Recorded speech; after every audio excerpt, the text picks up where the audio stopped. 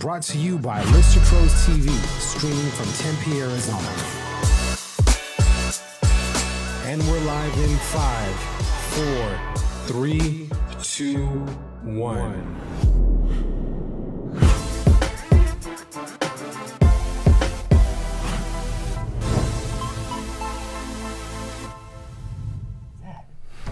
Hey guys, Jordan here with Lister Pros TV, and today we're on Real Estate Pros, and we have a very special guest, Chad Arend of Realty Executives. Welcome to the show, Chad. Thanks for having me. And today specifically we're going to be talking about mastering lead generation, since Chad is a master at lead generation, right?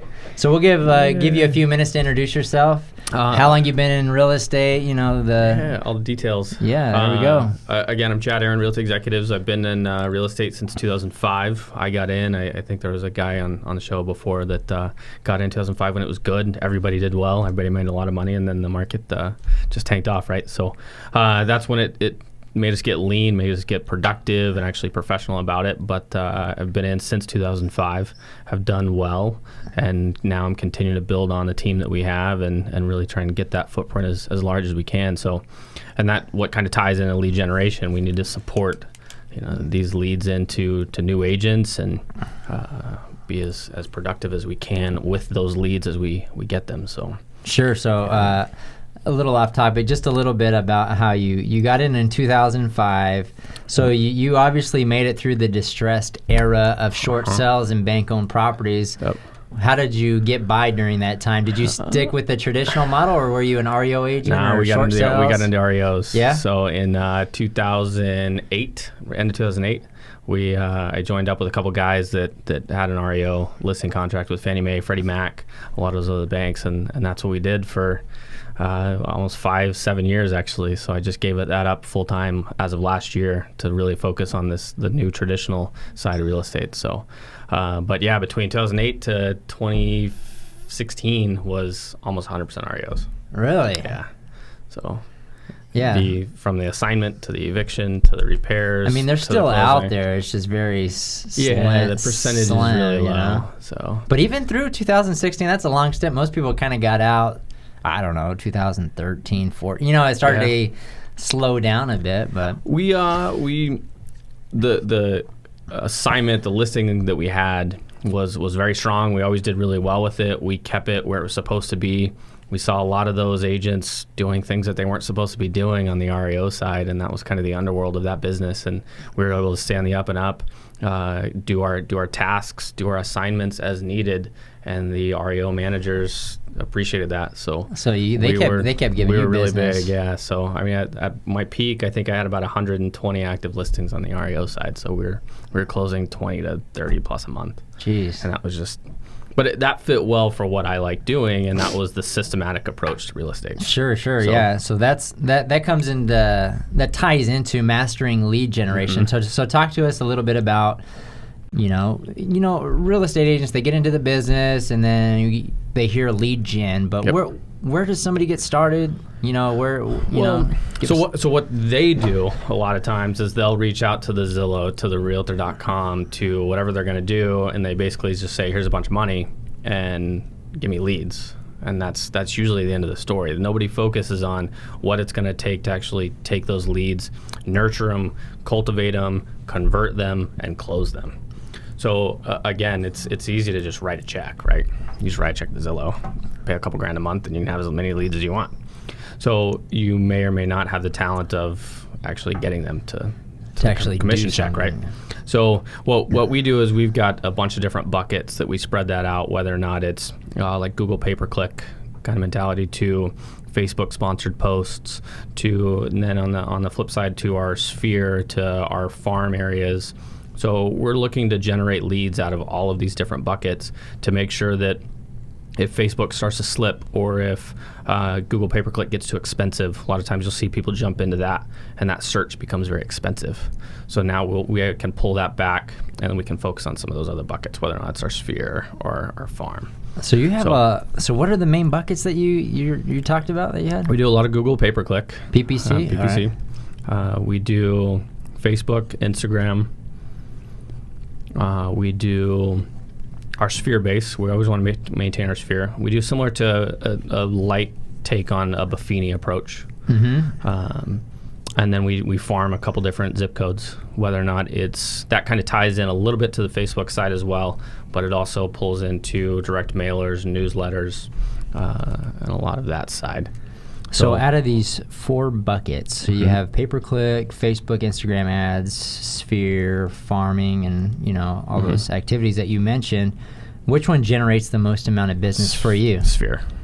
Yeah. By 60% maybe. 60%. 50 to 60%. 50 to 60% on Sphere. And it's it's the cheapest by far.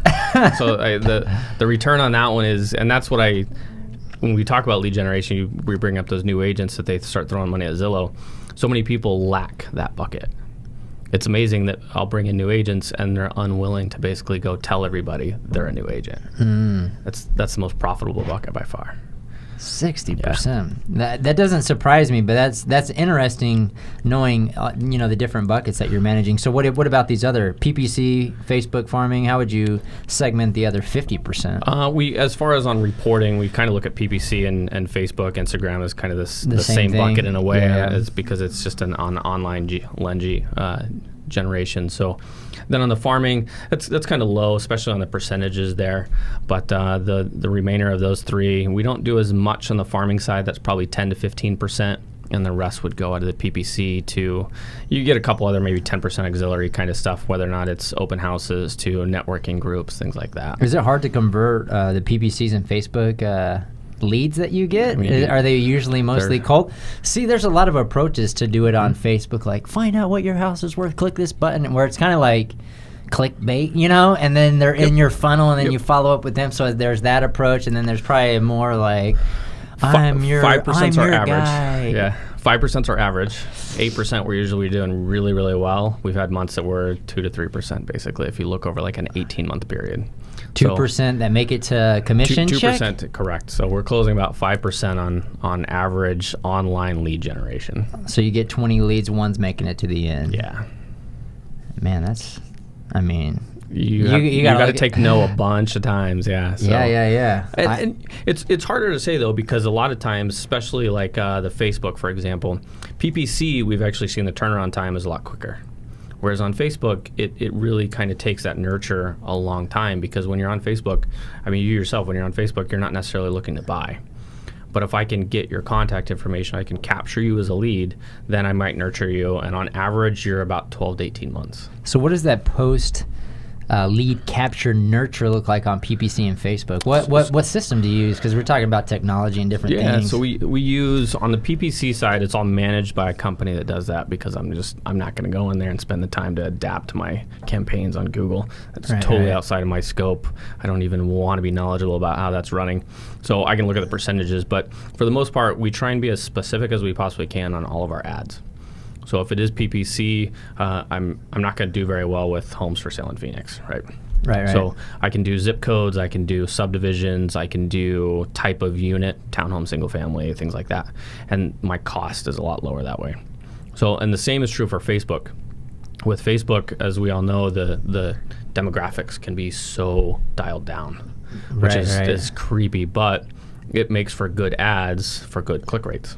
Mm-hmm. So we'll do a specific subdivision ad that's only being delivered to that 1 mile radius. And I only want 25 to 45 to 50-year-olds. I only want people that earn $100K. I want people that have... Is it only females or the males too? Come on. More times than not, females click than males do. But there's more females on Facebook than there are males. So it actually is probably the percentage on how many users. But we don't send any ads to one or the other. But you easily could if you had something that was very like male dominated and that was an ad. You could advertise just to males. So do you make your ads very specific to that demo that you're targeting? 100%. So if you're in that neighborhood, hey, this is. Yep. And we've done A and B sets.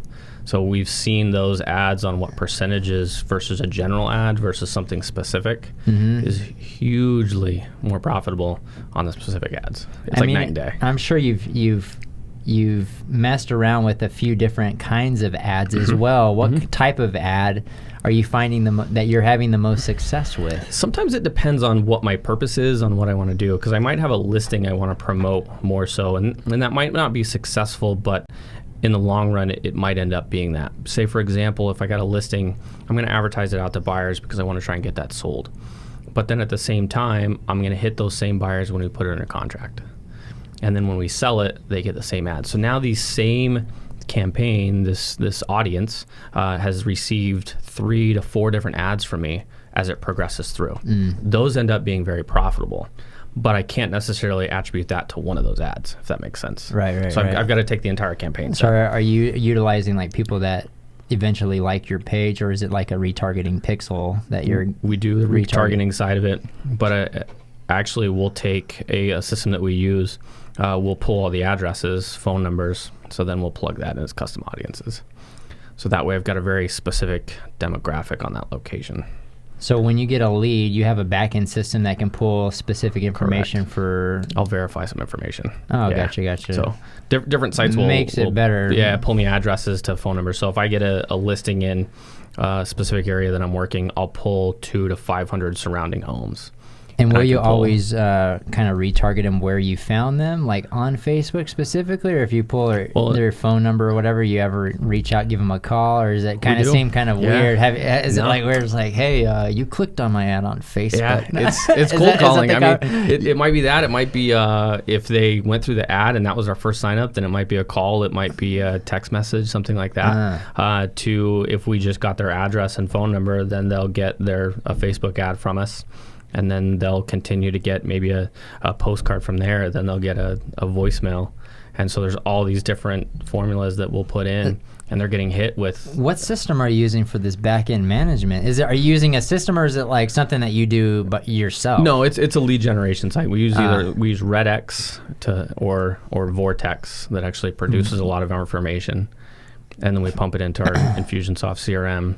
And so Infusionsoft is what you use, and that will do the postcards and different things like that. Because I was like, RedX, I mean, I'm familiar with that. Yeah. I'm like, but they've got a back-end site that is actually similar to like, have you heard of Cole? I haven't heard of Cole, no. So I'll put in an address and I'll draw a radius, and Vortex will pull me those 500 contact information in that radius.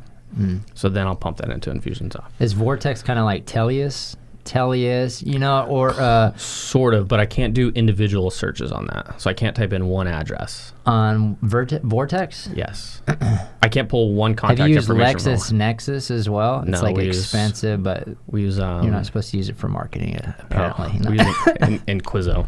Inquizo is our one-off. Inquizo is pretty good. Yeah. So another example. Like a one-off person you're trying to find. So if we'll run a Facebook ad, and it'll be like myphoenixvalue.com. That's where is our seller generation site. So they'll go in, they'll type in their address. In order to see the value, they have to sign up. Name, phone number, and email. Everybody clicks off of that. What's your back end? Do you use like the top producer? Real Geeks. Oh, Real Geeks, gotcha. So they'll type in that information, then they'll usually bail off because they don't want to sign up. But now I've already captured the address. So then I can pump through Inquizo, capture the phone number, and now they got a call saying, hey, I saw you were trying to get your value. Did you have a problem with the system? Did you have any questions? And now they're kind of in panic mode a little bit, and this is where it gets can be awkward. Yeah. They clicked out of the site, and now all of a sudden their phone rings, and that's. But we've closed a number of that this year. So on that specific, is that would you say that's 5% as well? Getting those type of people through it, or are there certain leads that get more, or more cold leads that end up closing a deal with you? Definitely when they go through, they end up on that value site and they complete the sign up, we're hitting those very, very quickly, and that's going to be a strong lead because they've expressed their contact info. So I expect my percentage to be higher on those. If they click out, there could be a dozen reasons. I mean, I see all the time that people go and they find out what their value was because they just closed a month ago. They just bought a house 2 months ago, and they just want to see now what it's telling them it's worth because they want to see their equity after 2 months. Well, I'm not going to be able to convert that lead. They have no interest in selling. Does Real Geeks give the like a instant valuation pump out? It's the same thing. Where are they feeding their valuations Well, from? that is at least I'm just poured trying to through say, MLS. is it better than Zillow or is it a Zillow feed? No, I'm just kidding. Well, yeah. So it actually has MLS feed because I give my IDX ability to gotcha. RealGeek. So Yeah. I expect our estimate to be a lot better than the Zillow side of it. Yeah. But anything instant, I mean, it's got to be taken with a grain of salt. But at the same time, that's an opportunity. If somebody has a Zillow estimate, that's always opportunity for conversation. So, and that's a good portion of the reason why we call to follow up on those, because if they're pissed at the value, I view that as a good thing, because now they're interested in their value, they care about the value. It's an opportunity for me to come out. Right. So Come out. you want a hands-on value, I can do that. So right. I'll take those. But that's good. At complaints least all day. Yeah. at least it doesn't always match up to the Zestimate. Hey, wait a minute. Yeah, it's not pulling directly. What's off going on Fiverr. here, Chad? Yeah. So, and that's actually to kind of move that into another campaign that we run, is we compare our sales prices versus Zillow. So we'll send out mailers saying, here's average Zestimate, and here's our average sales price. So if you just want to rely on Zillow, by all means, but you left Are you X dollars on the Are you table. trying to show that there's a big difference between what's actually selling and is it like Zillow's not reliable basically, or is it that you're selling for higher than Zestimate, or is it just not? Both. Really? Yeah. Do you think, does Zestimate kind of lowball a little bit on their Zestimate, do you think? No, Or I've seen it abnormally high, and I've seen it low. I don't think that they have any correlation if they're trying to be high or low. See, Zillow's kind of getting smart, though, because, well, they're getting smarter over time.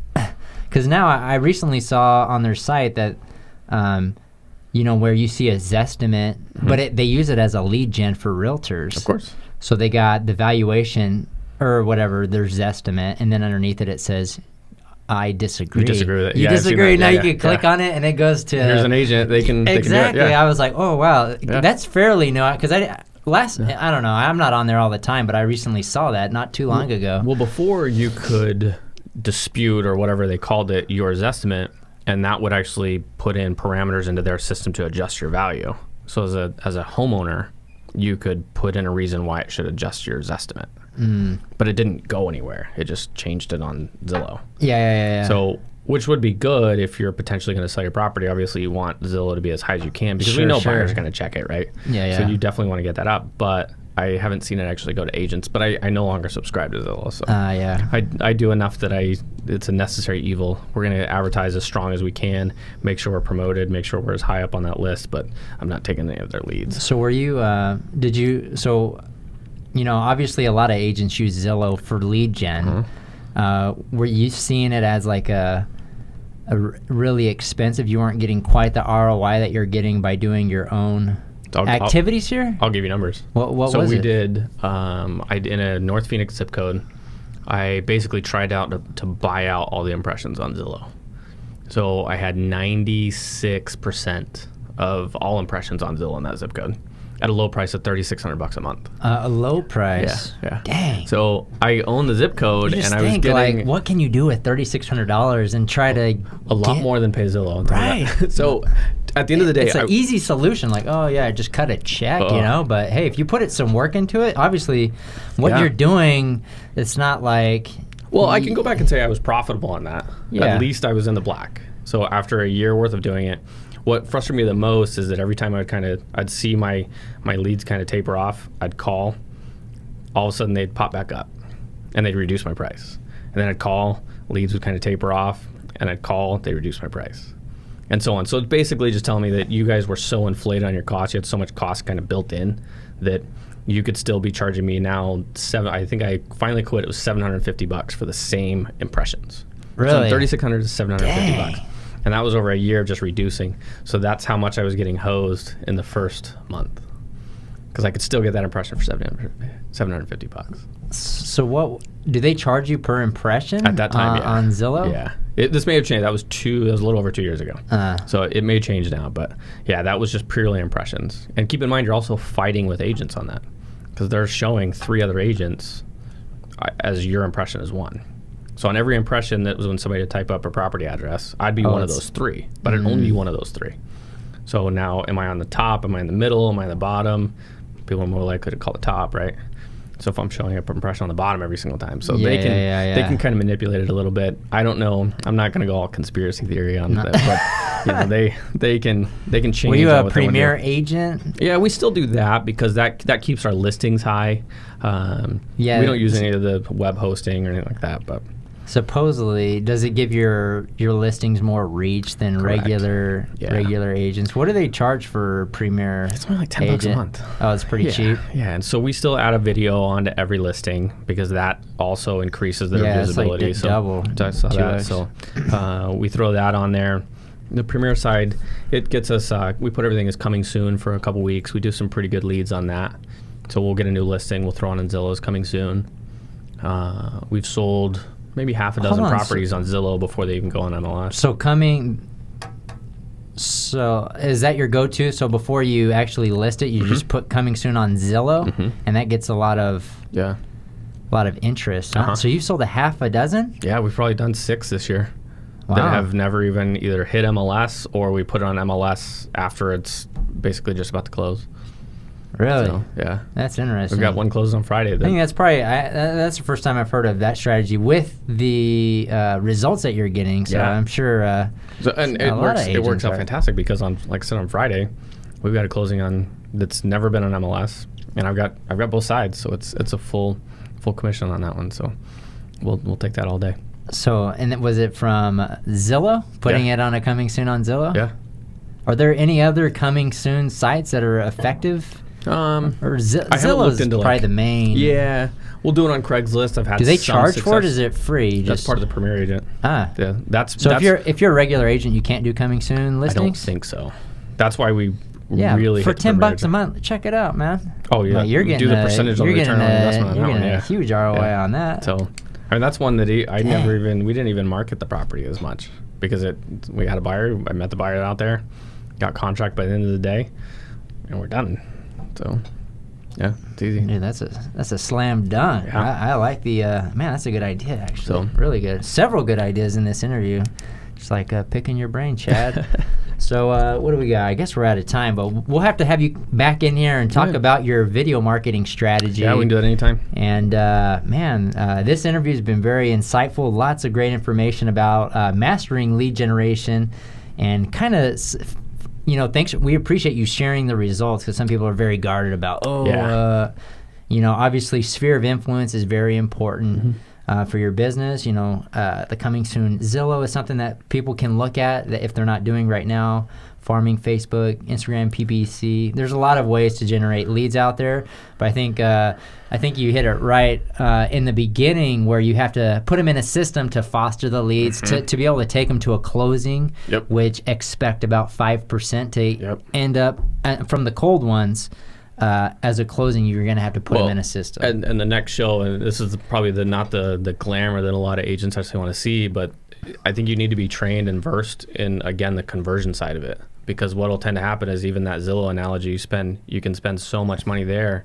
But again, if you can't close those leads, if you can't be on top of those leads, I mean, we talked about nurture for 12 to 18 months.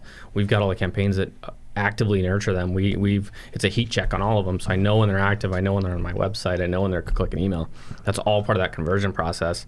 If you can't close that side of the deal, you're just writing checks. I mean, it really, your ROI is going to be zero because you can spend as much money as you want, right? They're not going to come to you and say, here's a contract. And if you're a Zillow subscriber, you may want to reach out and try to renegotiate a contract. Dude, I would, 36 sure. to $700? Yeah. You kidding me? That was brutal. Same. You're like, bro, can I have my $2,900 back for April? So I think in that year, I was doing 1 to 2 closings a month off of it. So, but again, I mean, just that pays for money, itself, but still, if you can get the same thing for $7, I mean. Yeah. Well, now but was maybe also, they were putting you at the bottom. So this was Chad. 2-3 years ago when like, the right, market was Chad. still a little soft. So, and I had REO, profit to be able to funnel into this marketing. So that's when at least the funds were there. Now with traditional doing so well, it's so much more competitive. So I'm sure in order to get that kind of percentage of impressions, it would be an exorbitant amount of money. Yeah, I bet. So you have a team. Are you looking to grow? So you're at Realty Executives. Obviously, you You bring a wealth of knowledge in the business, since you've been in the business for 12 years now.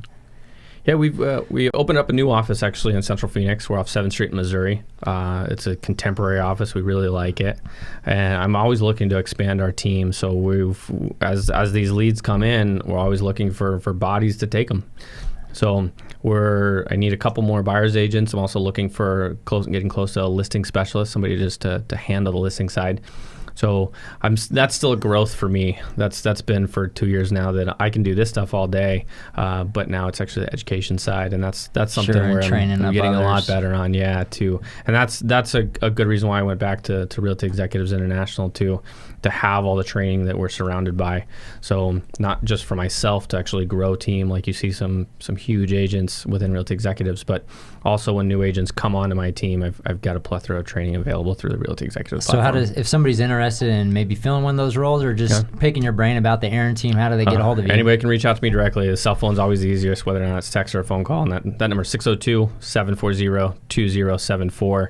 You can pop onto my website at thearendteam.com, shoot me an email there. Actually, we've got a join the team link directly on there. You can actually go fill out a little application that'll just come to me, and then I'll give you a call with a quick buzz and see if it's the right fit. Awesome. Well, we're definitely going to have you in here for a round 2 of all around video marketing.